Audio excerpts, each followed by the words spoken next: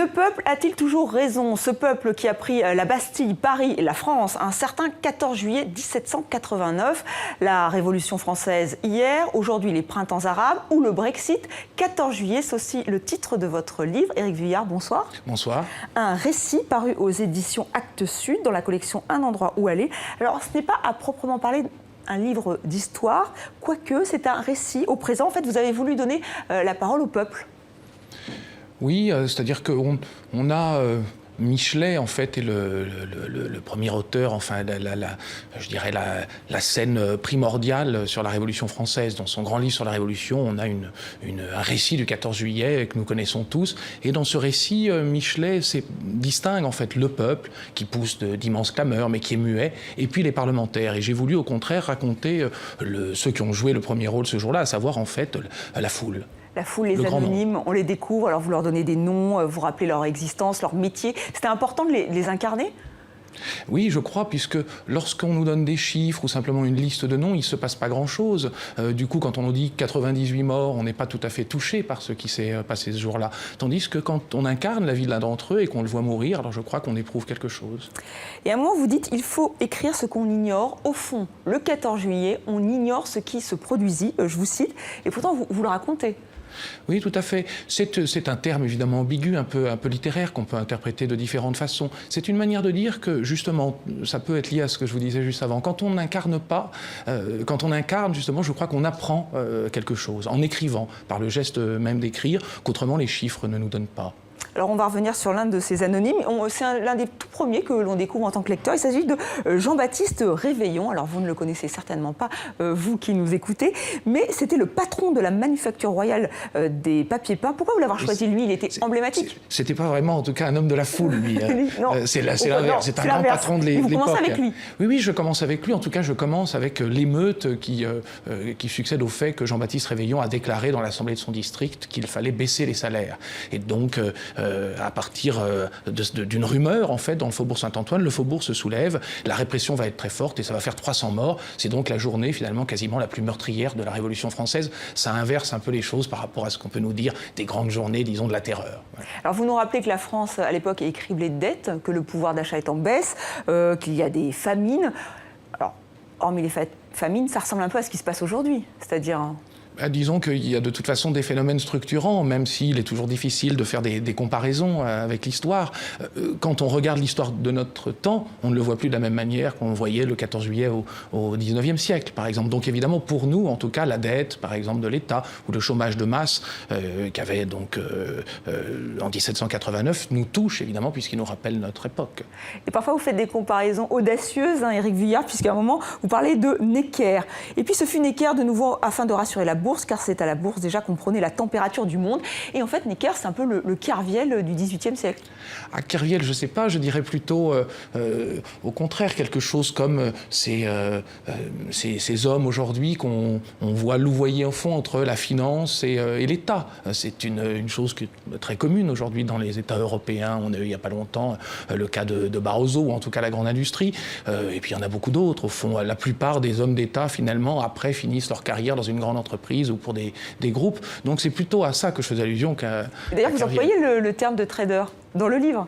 Oui, tout à fait, puisqu'en quelque sorte, bien sûr, c'est un anachronisme, parce qu'en quelque sorte, il l'a été. Donc la littérature peut se permettre ce que l'histoire ne peut pas faire, évidemment, c'est-à-dire des coups d'épingle de ce genre. Et donc les émeutes de la faim, là aussi c'était un facteur fort pour cette Révolution française. On pense évidemment à celles qui ont provoqué d'autres émeutes, d'autres révolutions, les printemps arabes, même la Syrie.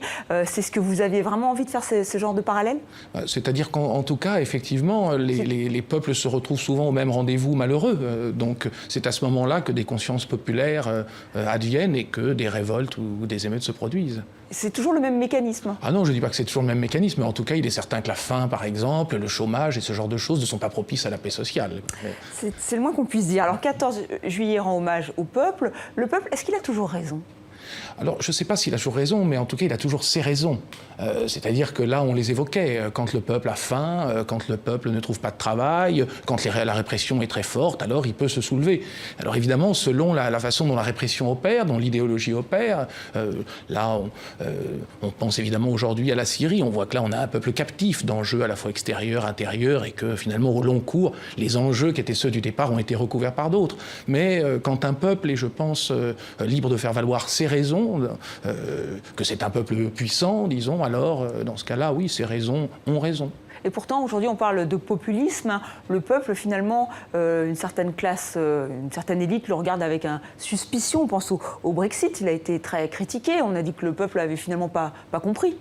Oui, c'est une habitude que de dire que le peuple se gourde. D'ailleurs, ce qu'il y a de plus curieux surtout, c'est que la plupart des référendums ne sont pas appliqués. C'est-à-dire le peuple dit quelque chose et on ne le fait pas. Donc tout ça n'est pas nouveau, mais ce qu'il y a d'intéressant, c'est, je pense là, un très beau film de Guzman qui s'appelle La bataille du Chili, qui est un peuple qui nous raconte, pendant donc, le régime d'Allende, le mouvement populaire qui a eu lieu. Et on voit donc dans ce film au long cours un peuple en formation. C'est-à-dire un peuple, ça n'est pas une foule, c'est une conscience qui apparaît petit à petit à force de débat, une manière de délibérer, d'apprendre. Et donc il y a des formes d'intelligence collective qui n'apparaissent pas spontanément. Vous avez suivi ce qui se passait à Paris avec Nuit debout. Là aussi, ça n'a pas été considéré vraiment par les politiques. Comment vous l'expliquez ? Parce que de toute façon, ça ne les arrange pas.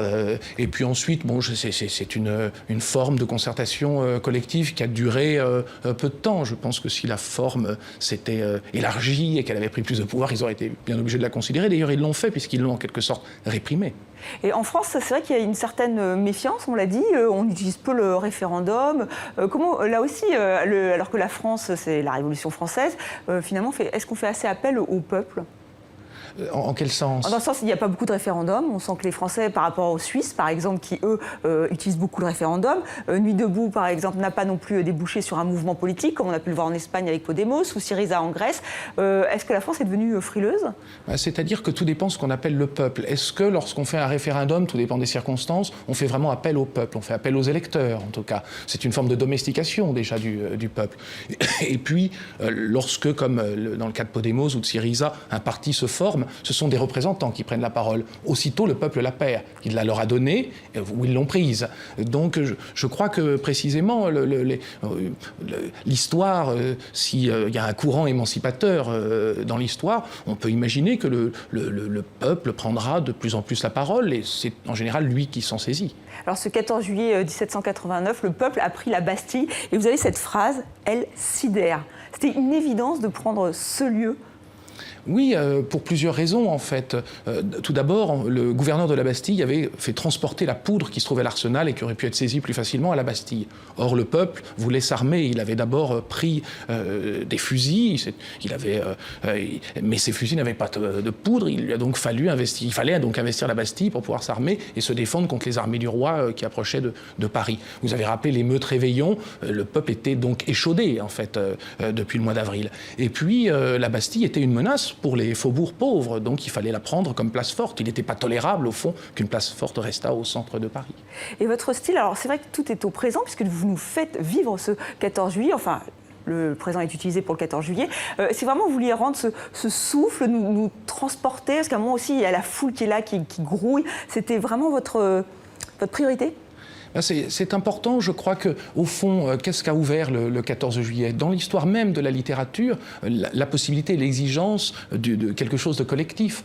Avant cela, la littérature, c'est l'histoire des grands hommes qui nous est racontée. Et puis, tout au long du 19e, le roman s'empare du collectif, que ce soit Balzac ou Zola. On voit que progressivement, l'histoire germinale, il y a beaucoup de personnages, ça fourmille. Et donc, je pense que l'un des devoirs, au fond, de la littérature consiste à tâcher de remanier le vieil instrument qui nous a été livré pour en faire un instrument collectif. Et il y a un autre personnage magnifique, Paris ?